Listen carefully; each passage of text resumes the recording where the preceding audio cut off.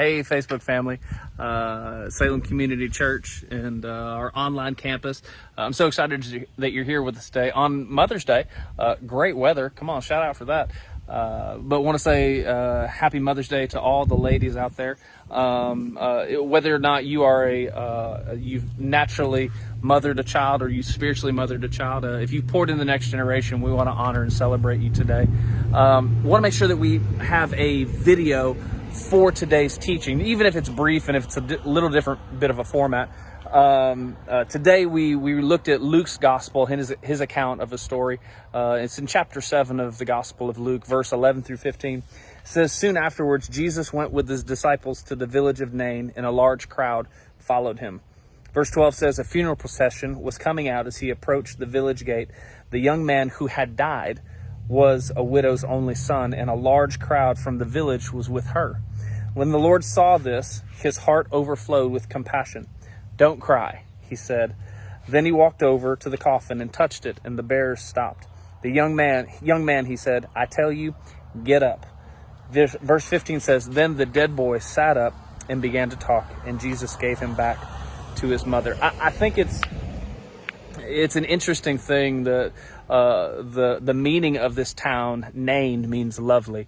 And even though you have an entire city, they're living in a lovely place, you have a moment where a person is lying in brokenness. And I think that kind of resonates with a lot of people, wherever they may be in life right now, or have been, or maybe will be. You're living in a lovely time. You're living in a lovely place. You're living in everyone around you is high fives, and everyone around you is really, excited about what's going on. But when it comes down to it, you're having a difficult moment. You're having hardship. You're grieving. You have things around you that are dying. And while everyone else is like, "This is a lovely place. This is great," you're living in brokenness. That makes sense. And what I'm thankful is that Jesus stopped what he was doing. It says a great crowd followed him.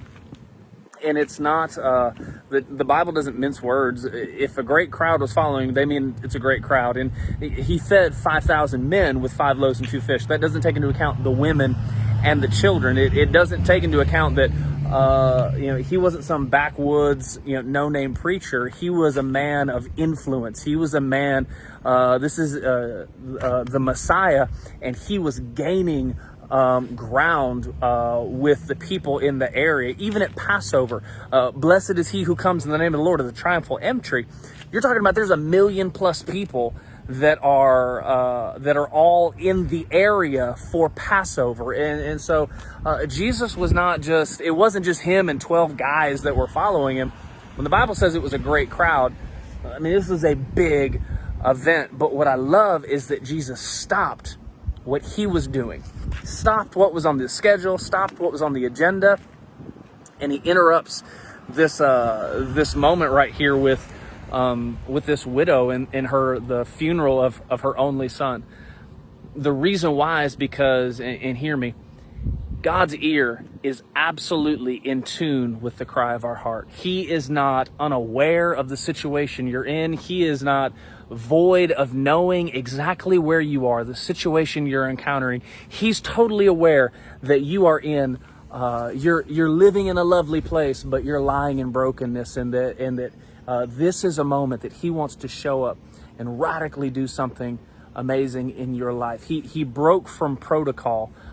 He broke from what he should do. He broke from, I'm so thankful we don't serve a stoic, far removed entity far off in the cosmos, but the Bible says that he's an ever-present help in our time of need. I'm so thankful that even in my brokenness, that he will come find me. He'll leave the 99 to come find me, the one. I'm so thankful that he would vacate heaven and come plant himself here on earth. Even if you were the only one, he would do it just for you, because he breaks from protocol when he hears the hurting heart of his children. And so what I love is he's empathetic towards her. He looks at her, he says, "Don't cry." Now, he's not saying hide your emotions. What he's really saying is, don't let your emotions control you. Don't be so overwhelmed that you can't hear my voice, because I'm here for you. I am with you in this. I didn't cause this, but I'm going to turn it around for your good. I'm going to let this moment, the brokenness of your life, become a platform that if you let me in, if you give me access, I'll stand up on the platform of your life and I'll let the world around you see my goodness, my kindness, and my mercy that are without end. He tells her, don't cry. And so what he does after this, he sits there and he looks, and he doesn't even touch the boy. He touches the coffin. He has every intention, hear me, he has every intention of stopping the procession of death in your life. Death in every opportunity, in every moment, always presents itself an opportunity for you to stop going forward and to stop growing forward. And so what he's doing is he's stopping this moment, this opportunity that would cause her, because let's be very clear, in this day and time, if she was a widow, her son's job was to take care of her. If he died, his death literally just signed her death certificate. It was a slow death for her, but it was death nonetheless. What he does is he puts his hand on the coffin, and Jesus says, I'm going to stop the procession. I'm going to stop what's killing you. I'm going to command it to stop. He speaks to the boy, commands the boy to get up. And I think this is where we have to maybe in same posture for whatever's dying in our lives. We have to start speaking what he says over that situation. We have to start speaking a better word about our situation. Grieve, yes. Cry, yes. Don't let our emotions be in control of us. Let the word absolutely be in control.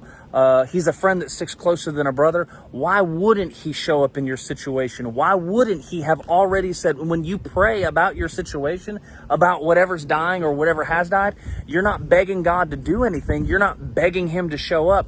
You're literally coming into agreement and partnering with what he already said about your situation. So he speaks to this death, and the boy gets up. It said in verse 15, it says, the dead boy sat up and began to talk. Here's what I love out of this story is the situation that you're in, the moments that you're in, it will become a testimony for what God is going to do in your life. This is a situation in your life that will begin to start speaking to the world around you. We see in the rest of the story that his name is spread throughout all of the area. That a great prophet has come simply because he showed up. She gave him access into a hurting place in her life, into what seemed dead, and he spoke a better word over her situation, like we should speak to our situations and we should speak to our dead things, knowing and believing that he is for us and he is not against us, and that out of this situation comes an incredible testimony that the world around us can see his goodness at work in our lives. Hey, Facebook, I love you. Thanks for giving me just like 8 minutes to kind of just give the Cliff Note version of what we learned about and what we saw today at Salem Community Church on a Mother's Day. I love you guys. You guys have a great day, and I will see you later. Bye.